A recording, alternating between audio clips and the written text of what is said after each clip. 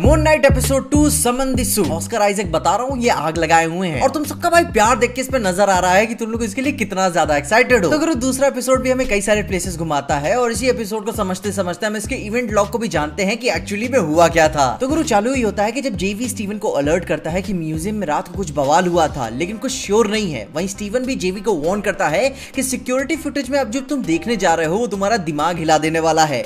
वहीं स्टीवन के साथ साथ हमें ये भी पता चलता है कि वो तो जैकल लोकेल वाला अटैक तो हमें कुछ दिखता ही नहीं है। बस ये नजर आता है कि स्टीवन रो रहा है, भाग रहा है और नुकसान भी उसी की वजह से हुआ होगा। तो गुरु म्यूजियम तो उसके ऊपर कोई चार्जेस नहीं लगाने वाला क्योंकि पिछले कुछ दिनों से स्टीवन की मेंटल हेल्थ की वजह से वो काफी परेशान था। इवन तो उसे मेडिकल असिस्टेंस भी ऑफर करते हैं। बाद में स्टीव क्रॉली से सारी बातें खुल के बताता है कि एक्चुअल में क्या हुआ था और वो उसे दिखाई क्या सारी चीजें पड़ रही हैं, लेकिन वो पागल नहीं है और इसीलिए वो अपने अपार्टमेंट में चाबी और फोन से कुछ बातें क्लियर करना चाहता है कि वो गलत नहीं है। स्टीवन स्टोरेज यूनिट को ढूंढने में कामयाब हो जाता है जहां उसे सब मिलिट्री ग्रेड का सामान मिलता है और अपनी असली पर्सनालिटी के बारे में पता चलता है जो है मार्क स्पेक्टर। वहां उसे वो गोल्डन स्कैरब भी मिलता है जो किसी कंपास की तरह काम कर रहा है। तभी रिफ्लेक्शन जाग उठता है और उसे वार्न करता है कि सो जाओ, खतरा है, मैं सब ठीक कर दूंगा। मगर स्टीव कहता है अब मैं कभी नहीं सोने वाला। तो मार्क उसे एक्सप्लेन करता है कि देखो मैं इजिप्शियन मून गॉड खोंशू का अवतार हूं और उसे सर्व करता हूं, विच मींस कि तुम भी करते हो।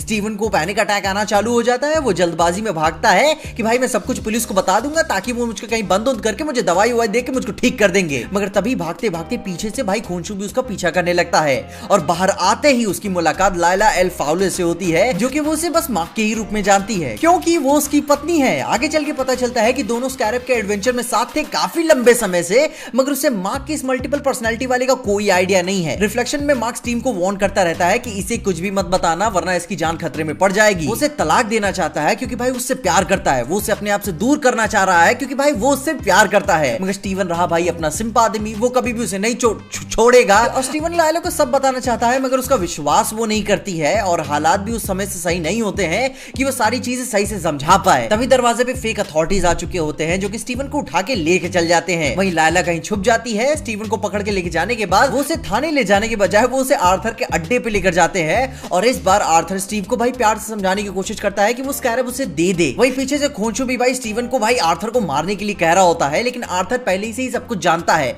वो क्या क्या चीजें बोलने भी वाला है क्योंकि मार्क से पहले वही उसका अवतार था। वो उसे समझाता है कि खोंशू कितना बड़ा झूठा है और उसे बाकी देवताओं ने क्यों बेदखल कर दिया था और वो तुम्हारी दिमाग के साथ क्यों खेल रहा है क्योंकि तुम टूटे हुए हो, मगर मैं तुम्हें ठीक कर सकता हूं। और तभी आर्थर अपनी नीयत जाहिर करता है कि उसे भी दुनिया को दुख दर्द और पाप से मुक्त करना है, मगर खोंशू उसे ऐसा नहीं करने देता। जो कि खोंशू या फिर कोई भी ऐसा देवता कोई भी अकेले नहीं कर सकता, उन्हें भी ऐसा एक अवतार चाहिए। खोंशू उन्हीं लोगों को सजा देता है जिन्होंने कांड किया होता है। वहीं आर्थर जो एमिथ को पूछता है वो बुराई को जन्म लेने से पहले ही सजा दे देती है, इसलिए वो एमिथ के ही साथ जाता है। मगर उसे जिंदा करने के लिए उसे वो स्कैरब चाहिए क्योंकि उसके जिंदा होते ही बस कुछ ही दिनों के अंदर दुनिया का सारा पाप हट जाएगा। आर्थर मार्क को ये भी बताता है कि खोंशू हमेशा तुमसे एक लास्ट काम कह के भाई तुमसे काम करवाता जाएगा और तुमको कभी भी आजाद नहीं करेगा। मगर स्टीवन उसी पे एक बात तर्क देता है कि अगर एमिथ के लॉजिक के हिसाब से पाप के जन्म लेने से पहले ही वो उसे मार देती है तो इसका मतलब है कि एमिथ बेगुनाहों को मार रही है, विच मींस कि अगर कोई 5 साल का बच्चा है तो अगर वो जो आने वाले 30 सालों में कोई पाप करने वाला है तो वो तो उसे अभी मार देगी, जिसपे आर्थर डिनाय भी नहीं करता।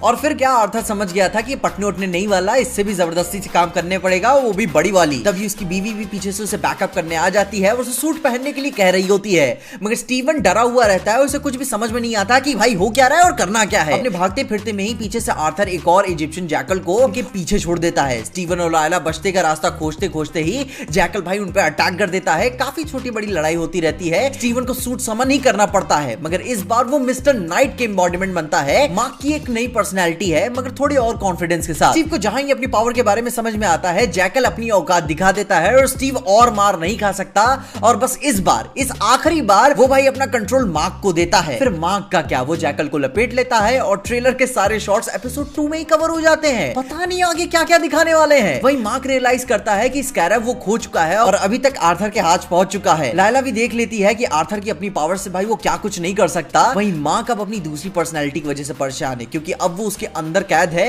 और वो भी बाहर आना चाहती है, लेकिन मार्क अब उसे कंट्रोल नहीं देने वाला। दोनों के बीच में बहुत ही बहस होती है। स्टीवन उसे शीशे से कीड़ा भी कह देता है कि तुम मेरे लिए एक पैरासाइट की तरह हो, और इधर देख के ऐसा नहीं लग रहा है कि दोनों कोई भी अपनी जिंदगी सुधारने वाले हैं। मार्क के टोन के हिसाब से फील होता है कि वो एक्चुअली में मरना चाहता है, छोड़ना चाहता है ये सब, क्योंकि ओरिजिनली ये बॉडी मार्क की है, ना कि स्टीवन की।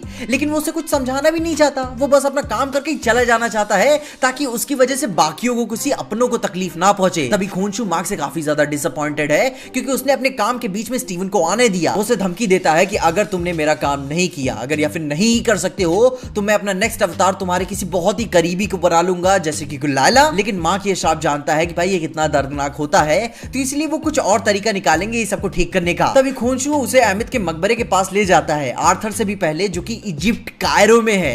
और क्या म्यूजिक बजता है यार वहां पे, दिल जीत लेते हैं मेरे। बहुत पुरानी यादें ताजा हो जाती है तब मम्मी वाली। वहीं ऑस्कर आइजैक तो भाई भौकाल में ही दारू लेके बैठे होते हैं। मैं क्या मूड बन गया मेरा देख के। और जहां बात रही भाई मजे की, तो भाई एपिसोड 2 भाई डिसअपॉइंट नहीं करता, और होप करता हूं तीसरा भी नहीं करेगा। ये अब तक बहुत ही अच्छा जा रहा है और बहुत सेक्सी होता जा रहा है। और गुरु जहां बात रही अपने पहले और दूसरे एपिसोड तक की बात, तो भाई इतना मॉडरेट एक्शन तो भाई मैं एक्सपेक्ट कर ही सकता हूं। और जो कि अभी मिडिल के एपिसोड्स बचे हुए हैं, तो मुझे एक्शन के अलावा इसकी इनर कोर की ब्यूटी और स्टोरी लाइन के बारे में एक्सप्लोर करना है कि कितने खूबसूरत तरीके से उन्होंने इस पूरी स्टोरी टेलिंग को फ्लैश्ड आउट किया है। खैर मेरी तो ये एक्सपेक्टेशन है, मैं तीसरे एपिसोड का इंतजार करूंगा। तुम अपने ओपिनियंस मुझे कमेंट से जरूर बताना कि तुम इसके बारे में क्या सोचते हो। इसके अलावा अगर आपको मॉबियस मूवी के बारे में ये जानना है कि क्यों तुमको टॉक्सिक ऑडियंस नहीं बनना है, तो उसके लिए आप मेरी ये वाली वीडियो को जरूर चेकआउट करना। तुम्हें सारी इंफॉर्मेशन मिल जाएगी कि क्या करना है और क्या नहीं करना चाहिए। और इन सब बातों के साथ देखते रहिए पीजे एक्सप्लेन।